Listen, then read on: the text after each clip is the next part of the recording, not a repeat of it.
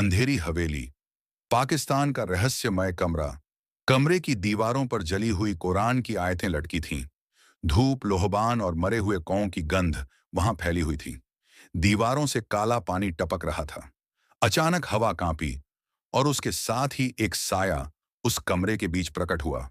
जिन्न लौट चुका था। उसका चेहरा इंसान का नहीं, बल्कि जैसे आग में जले हुए मांस का थक्का हो। आंखें जलती, लाल अंगारों सी, और जुबान इतनी लंबी कि जमीन तक लटक रही थी। जिन्न बोला, गहराई से गूंजता हुआ, मालिक, आपने जो कहा था वो हो चुका है।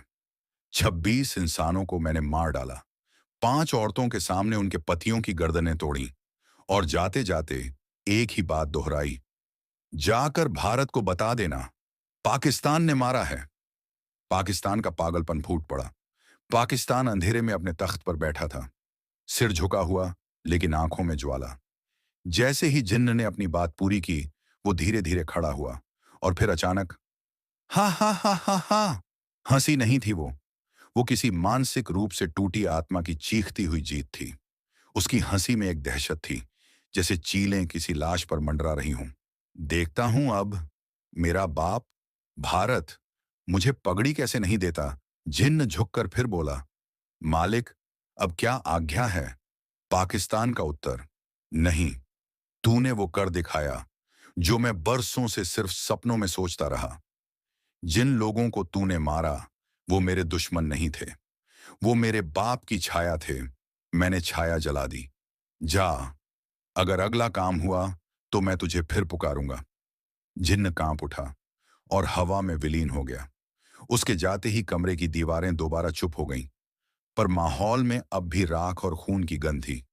पाकिस्तान ने एक बार फिर नक्शा देखा, उंगली कश्मीर पर रखी और मुस्कराया। अब पगड़ी बस 2 और मोड़ों की दूरी पर है। अगली सुबह भारत की धरती पर एक हलचल। काशी, हरिद्वार, जम्मू, तीनों जगह पवित्र अग्नियां अचानक नीली हो गईं। बाबा हरिनाथ ने आंखें खोलीं। अब आत्माओं का युद्ध शुरू हो गया है। भारत की आत्मा को जगाना पड़ेगा। 3 चांद बीत चुके थे। पाकिस्तान का जिन्न 26 मासूमों की बलि ले चुका था। बाबा हरिनाथ उस रात अकेले श्मशान में बैठे थे।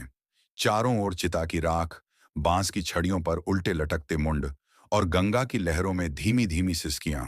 उनकी आंखें बंद थीं, कपोल पर राख का तिलक, और गले में मरे साधुओं की अस्थियों से बनी माला।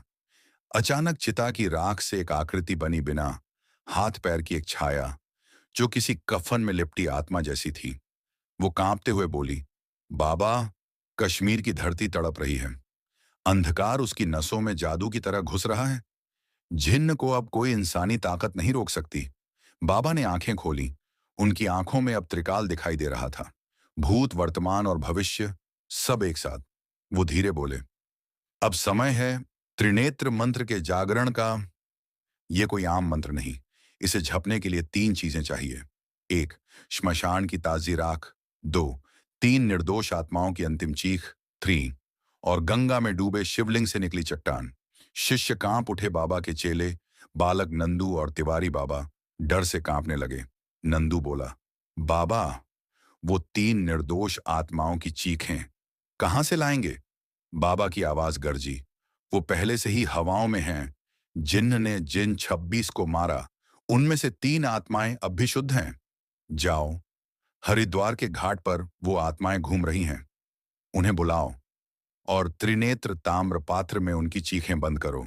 अब अगला लक्ष्य, गंगा में डूबा शिवलिंग। बाबा ने आसमान की ओर देखा, और कड़कती बिजली में एक आकृति दिखाई दी। शिव स्वयं, त्रिशूल हाथ में लिए, मौन खड़े थे। बाबा बोले, हे महाकाल, मुझे आपकी तीसरी आंख का तेज चाहिए। अब ये युद्ध न केवल पिता और पुत्र का है, ये युद्ध है आत्मा और अधर्म के बीच। हर की पौड़ी। मध्य रात्रि, रात के 2 बज चुके थे। हर की पौड़ी पर कोई नहीं था, सिवाय बाबा हरिनाथ और उनके 2 शिष्यों, नंदू और तिवारी बाबा के। गंगा का पानी काला हो चुका था, मानो किसी ने अमावस की स्याही उसमें घोल दी हो। बाबा ने 3 दीपक जलाए, तीनों दीपों को उल्टा किया और गंगा में बहा दिया। गंगा का जल कांपा और फिर शांत हो गया। बाबा ने मस्तक झुकाकर धीमे स्वर में गूढ़ मंत्र पढ़ा, एयूएम त्रिनेत्राय नमः, जलज गर्भस्थ देव, तब स्मृति से प्रकट हो और अग्नि बन जा शत्रु विनाश का। आसमानी बिजली और जल में भयानक लहर जैसे ही मंत्र पूरा हुआ, गंगा की लहरें तेजी से उबलने लगीं। पानी के बीचों बीच एक प्रकाश निकला, शिवलिंग का आकार। लेकिन यह कोई आम शिवलिंग नहीं था। यह काले पत्थर का नहीं था, बल्कि रक्तवर्ण चट्टान थी, और उस पर त्रिशूल खुदा हुआ था। शिव का तीसरा नेत्र खुला था, जिससे लाल धुआं निकल रहा था। बाबा हरिनाथ का चेहरा कांप उठा। यही है वो चट्टान जो त्रिनेत्र मंत्र की अग्नि जगा सकती है। पर याद रखो, इसे छूने वाला अगर पवित्र ना हो तो वो खुद जिन्न बन जाता है। नंदू ने डरते हुए पूछा, बाबा, हम इसे कैसे उठाएं? बाबा बोले, हम नहीं, ये खुद उठेगा। जब त्रिनेत्र मंत्र की तीनों चीजें पूरी होंगी, 1 राख, 2 आत्माओं की चीख, 3 और इस चट्टान का जागरण।